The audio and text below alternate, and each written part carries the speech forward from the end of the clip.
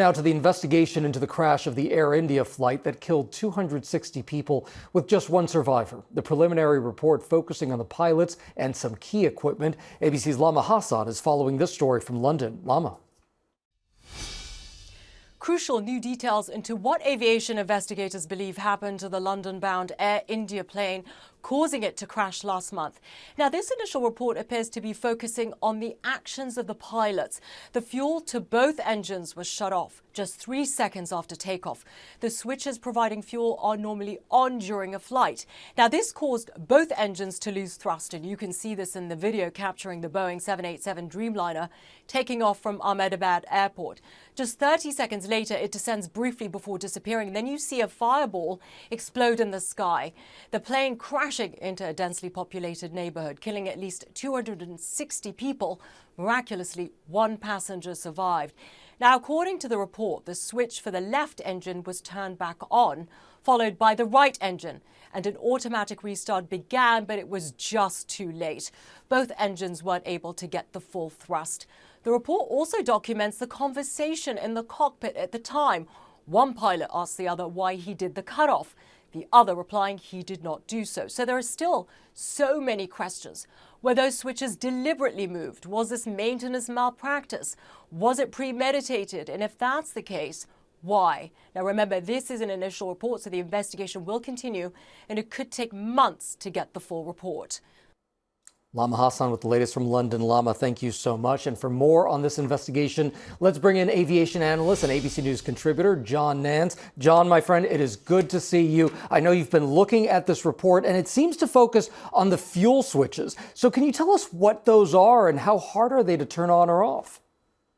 When you're winding up the engines at the gate, when you're starting them, this is the central thing that you do, is put that in the run position. It's just really run and off, and it controls the fuel flow to the engine. So if you do turn them off in flight, you're going to get exactly what happened here, which is the engines will stop and start winding down. There's just no question now of what happened. The question is why. And you're a longtime pilot. You have lots of experience on planes. Is this something that could have happened by accident? No way. Absolutely not. The indications here are that a human hand purposefully took these two switches one after the other, and that tells me a lot, to the off position. These switches can't be just swept. In other words, if you hit them, they're not going to change their position. You have to pull them out and then reposition them. So this was not an accident. This report also says that those fuel switches came back on just before the crash, and it was just too late, wasn't it?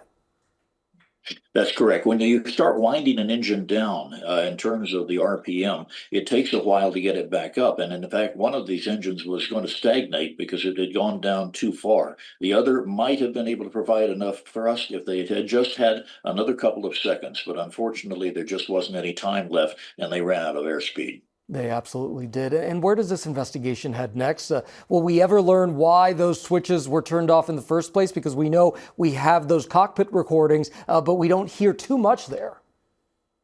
Gio, it's one of these situations where we can probably close in on a plausible explanation, I guess is the best way to say it, after a while, but we're never going to know for certain because it involves what was going on in the head of the individual who turned those switches off. Was this inadvertent? Was this some sort of a massive aberration mentally, or was it a purposeful act?